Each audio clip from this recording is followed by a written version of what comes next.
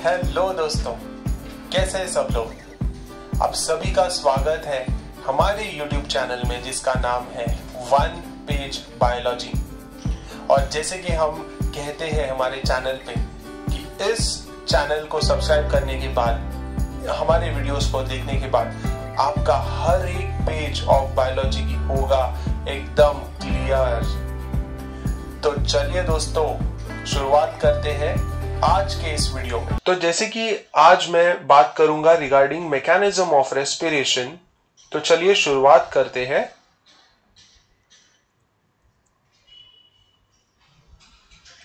दोस्तों, तो आप देख सकते हो इस वीडियो में आपके सामने स्क्रीन के ऊपर एक लेडी दिख रही है और वो क्या कर रही है, वो बेसिकली सांस को अंदर लेने की कोशिश कर रही है, एट द सेम टाइम वो सांस को बाहर छोड़ रही है। तो इसका मतलब डियर स्टूडेंट्स, ये क्या चीज है, आप इस व्यक्ति को भी देख सकते हो। ये व्यक्ति क्या कर रहा है, अगेन ये सांस को अंदर ले रहा है और सांस को बाहर छोड़ रहा है। अगेन और एक एग्जांपल मैं यहां पे देना चाहूंगा। अगेन ये व्यक्ति आप देख सकते हो, ये व्यक्ति भी सांस को अंदर ले रहा है, सांस को बाहर छोड़ रहा है। इसको क्या बोलते हैं dear students, as the photo itself. अब फोटो के ऊपर जैसे मैंने लिखा है यहाँ पे, इस प्रोसेस को ही हम लोग बोलते हैं ब्रीदिंग। तो डियर स्टूडेंट्स, रेस्पिरेशन का मतलब क्या होता है? रेस्पिरेशन का मतलब होता है सिंपल वे में, इसमें हम ब्रीदिंग कर रहे हैं। और ब्रीदिंग करने से क्या होता है, आप देख सकते हो कि इस स्लाइड में जैसे कि लिखा है ऊपर, एक्सचेंज ऑफ गैसेस। तो अगर आप हायर फॉर्म्स की बात करते हो, जो भी हायर एनिमल्स है या कोई भी पर्टिकुलर ऑर्गेनिज्म है, जैसे वो प्लांट है या कोई भी बैक्टीरिया है, सारे रेस्पिरेशन करते हैं। बट रेस्पिरेशन में होता क्या है, बेसिकली रेस्पिरेशन का मतलब है गैसेस को एक्सचेंज करना।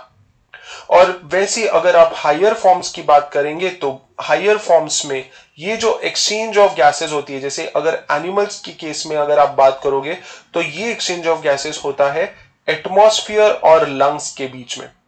सो दोस्तों, आप जानते हो कि हम जितने भी टेरेस्ट्रियल एनिमल्स है, जितने भी सारे हैं, सब में लंग्स होते हैं जो कि हेल्प करते हैं ब्रीदिंग में। तो हम गैसेस को एक्सचेंज कर रहे हैं लंग्स के द्वारा। इसका मतलब है हम ऑक्सीजन को लेने वाले हैं और कार्बन डाइऑक्साइड को रिलीज करने वाले। और ये जो एक्सचेंज, ये किसके बीच में हो रहा है? ये बिटवीन एटमॉस्फेयर और लंग्स के बीच में होता है। तो दोस्तों, आप सोचोगे कि यार ये एक्सचेंज ऑफ गैसेस क्यों हो रहा है? तो आंसर सिंपल है, आप देख सकते हो स्टेटमेंट में, थर्ड स्टेटमेंट जो इसी की मैंने लिखा है यहां पे, कि result in the formation of ATP. तो ये जो गैसेस हम एक्सचेंज करते हैं, ये अल्टीमेटली क्यों कर रहे हैं? ताकि इससे एनर्जी बने डियर स्टूडेंट्स हमारे सेल्स के अंदर, हमारे बॉडी के अंदर। और वो एनर्जी, वो किस फॉर्म में एनर्जी बनती है? और वो बनती है in the form of ATP. और डियर स्टूडेंट्स, एटीपी का फुल फॉर्म आप याद रखना, which is nothing but adenosine triphosphate. तो आगे बढ़ते हैं दोस्तों। तो बेसिकली रेस्पिरेशन में टोटल क्या क्या चीजें होती है? जैसे कि हमने कहा कि ब्रीदिंग तो होता ही है, जो कि आज हम पढ़ने वाले ब्रीदिंग से रिलेटेड। बट इसके अलावा, ब्रीदिंग के अलावा, there are other processes also जो कि रेस्पिरेशन का ही पार्ट है। एक जो होता है जिसको हम बोलते हैं एक्सटर्नल रेस्पिरेशन, दूसरा होता है इंटरनल रेस्पिरेशन, और एक जो होता है वो सेल के अंदर होता है, सेल्यूलर रेस्पिरेशन। तो दोस्तों, एक्सटर्नल रेस्पिरेशन क्या है, इंटरनल रेस्पिरेशन क्या है, सेल्यूलर रेस्पिरेशन क्या है, इनके ऊपर मैं अलग से वीडियोस बनाऊंगा। बट आज के इस वीडियो में मैं सिर्फ बात करूंगा कि ब्रीदिंग में होता क्या है, ब्रीदिंग मैकेनिज्म कैसे होता है। तो चलिए दोस्तों देखते हैं ब्रीदिंग का मतलब। तो डियर स्टूडेंट्स, क्या आप ये स्लाइड देख सकते हो? आपको एक स्केलेटन दिख रहा है, स्केलेटन के अंदर उसके लंग्स दिख रहे हैं, रिब केज दिख रहा है, राइट? तो रेस्पिरेशन में मेजरली, स्पेशली जैसे कि मैंने बोला, फर्स्ट पार्ट जो है ब्रीदिंग, इसमें दो चीजें इन्वॉल्व है। एक होता है इंस्पिरेशन, दूसरा होता है एक्सपीरेशन। तो पहले हम इंस्पिरेशन की बात करते हैं। तो इंस्पिरेशन का मतलब है दोस्तों सांस अंदर लेना, सांस अंदर लेना, गहरी सांस जब भी हम अंदर ले रहे हैं या नॉर्मल सांस अंदर ले रहे हैं उसको इंस्पिरेशन बोल सकते हैं। तो इस स्लाइड में आप जैसे कि देख सकते हो, इस फोटो में आपको क्या नजर आ रहा है? इस फोटो में आपको दिख रहा है कि ये जो रेड कलर का पार्ट है दोस्तों, ये जो है ये हमारे लंग्स है, और लंग्स के ऊपर ये जो पार्ट है ये बेसिकली लंग्स का कवरिंग है, जिसको हम आप बोल सकते हैं प्लूरल मेम्ब्रेन, जिसको प्लूरल मेम्ब्रेन बोला जाता है। उसके ऊपर दोस्तों आप देख सकते हो ये जो येलो पार्ट का स्ट्रक्चर है ये इंडिकेट कर रहा है, बेसिकली ये इंडिकेट कर रहा है रिब्स एंड स्टर्नम। मतलब कि ये जो बेसिकली हमारे जो रिब्स है, जैसे कि प्रीवियस स्लाइड में आप देख सकते हो कि हमारे लंग्स कौन प्रोटेक्ट करता है, हमारे लंग्स को कौन प्रोटेक्ट करता है? ये जो पूरा रिब केज है जो बना हुआ है एक केज की तरह है, इनको रिब केज बोला जाता है, ये हमारे लंग्स को प्रोटेक्ट कर रहे हैं। और साथ ही साथ आप देख सकते हो कि जो सेंटर में एक बोन है, सेंटर में जो रिब केज के एग्जैक्टली सेंटर में जो बोन है उसको हम बोलते हैं स्टर्नम, जिसको चेस्ट बोन भी बोला जाता है डियर स्टूडेंट्स। तो याद रखना कि चेस्ट बोन भी बोला जाता है, जो कि रिब केज के मिडिल वाला बोन जो है उसको स्टर्नम या रिब या चेस्ट बोन बोलते हैं। तो दोस्तों इंस्पिरेशन के समय में क्या होता है? तो जब भी हम सांस अंदर लेते हैं तो इस प्रोसेस में कुछ मसल्स और कुछ स्ट्रक्चर्स जो कि है वो हेल्प करते हैं। सबसे पहले मैं बताना चाहूंगा कि ये जो एरिया है हमारा चेस्ट वाला एरिया, जो आप अगेन ये स्लाइड में आप देख सकते हो, ये जो चेस्ट एरिया है इसको हम थोरैसिक कैविटी भी बोलते हैं। क्या बोलते हैं डियर स्टूडेंट्स? Thoracic cavity. अच्छा, तो थोरैसिक कैविटी के अंदर हमारा रिब केज होता है, रिब केज के अंदर हमारे लंग्स होते हैं। तो जब भी हम सांस अंदर लेते हैं तो रिब केज जो होता है बेसिकली, जैसे कि यहाँ पे मेंशन्ड है रिब्स एंड स्टर्नम रेस्ड, मतलब कि रिब्स एंड स्टर्नम हमारा आगे की तरफ बढ़ जाता है। जब भी हम सांस अंदर ले रहे हैं तो रिब्स एंड स्टर्नम आगे की तरफ बढ़ता है।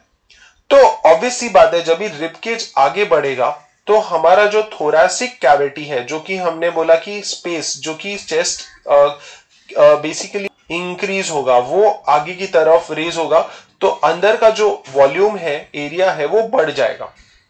जैसे ही वो बढ़ेगा डियर स्टूडेंट्स, तो आप देख सकते हो कि बेसिकली ये जो रिब केज का स्ट्रक्चर है इनके बीच में कुछ मसल्स है। आप क्या ये देख सकते हो, ये रेड कलर के मसल्स जो रिब केज के बीच में मसल्स है between the ribs, in muscles को बोला जाता है डियर स्टूडेंट्स इंटरकॉस्टल मसल्स।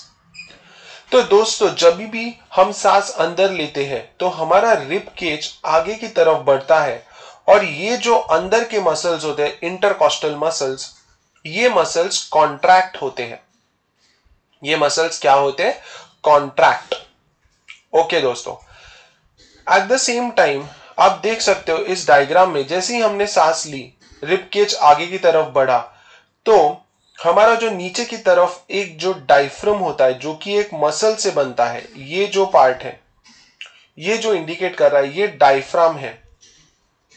तो दोस्तों जैसे ही हमारा थोरैसिक कैविटी बढ़ जाता है, रिब केज आगे की तरफ मूव होते हैं, तो ये जो डायफ्राम है ये फ्लैट हो जाता है, मतलब ये कॉन्ट्रैक्ट हो जाता है।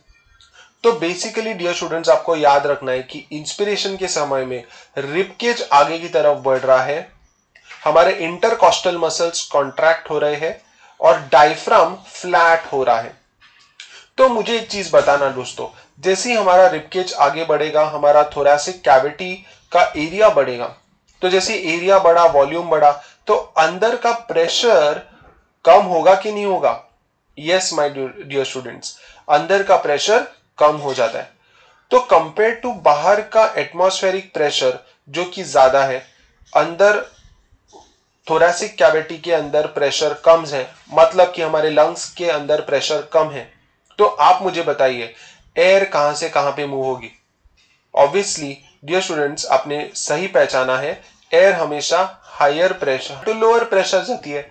इसका मतलब है एयर बाहर से एटमॉस्फेयर से अंदर जाएगी, that is from area of higher pressure to area of lower pressure. अभी हम बात करते हैं डियर स्टूडेंट्स एक्सपीरेशन की।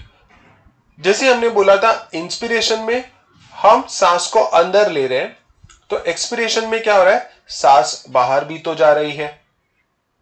तो इसका मतलब ये एग्जैक्टली अपोजिट होगा इंस्पिरेशन से। तो चलिए देखते इन एक्सपीरेशन क्या हो रहा है। तो जैसे कि इंस्पिरेशन में रिब्स एंड स्टर्नम बाहर की तरफ रेज हुआ था, ऊपर की तरफ रेज हुआ था, वैसे ही एक्सपीरेशन के समय में रिब्स एंड स्टर्नम अंदर जाते हैं। मतलब यहां पे क्या लिखा है, ribs and sternum return to original position, मतलब जो कि उनका नेचुरल पोजीशन है, ओरिजिनल पोजीशन है, वो वापस से फिर से वो पोजीशन में चले जाते हैं।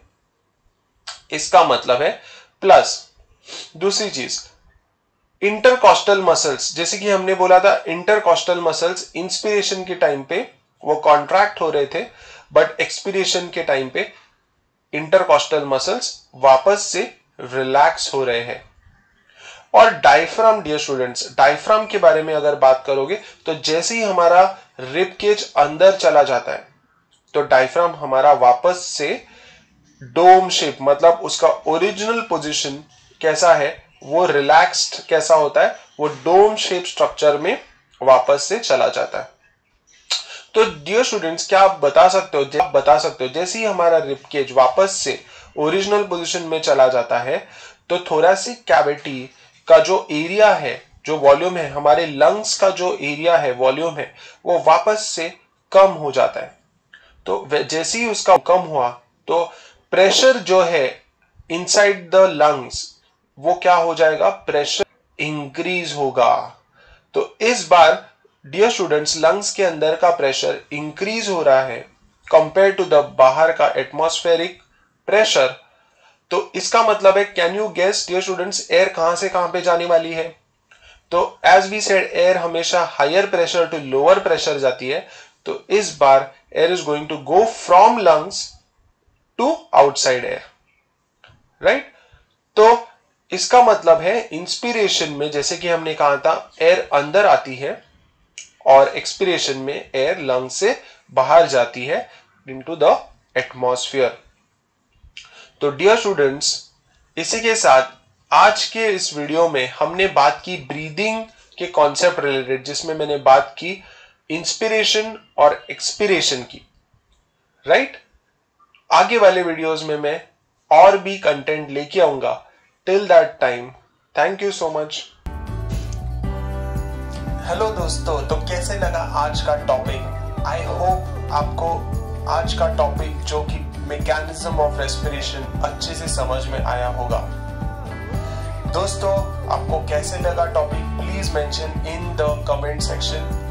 ऐसी मैं ढेर सारे वीडियोस और भी बनाते रहूंगा रिलेटेड टू 8, 9, 10, 11, 12 बायोलॉजी, चाहे वो आईसीएसई बोर्ड हो, सीबीएसई बोर्ड हो, और बहुत सारे अलग अलग इंटरनेशनल बोर्ड्स हो, इनके रिलेटेड भी मैं कंटेंट और भी ज्यादा बनाते रहूंगा। Please like, share and subscribe करना इस चैनल को और अपने बहुत सारे ढेर सारे फ्रेंड्स के साथ शेयर करिए ताकि उनको भी ये कंटेंट मिले। All in the next video, dear students. Thank you. Take care.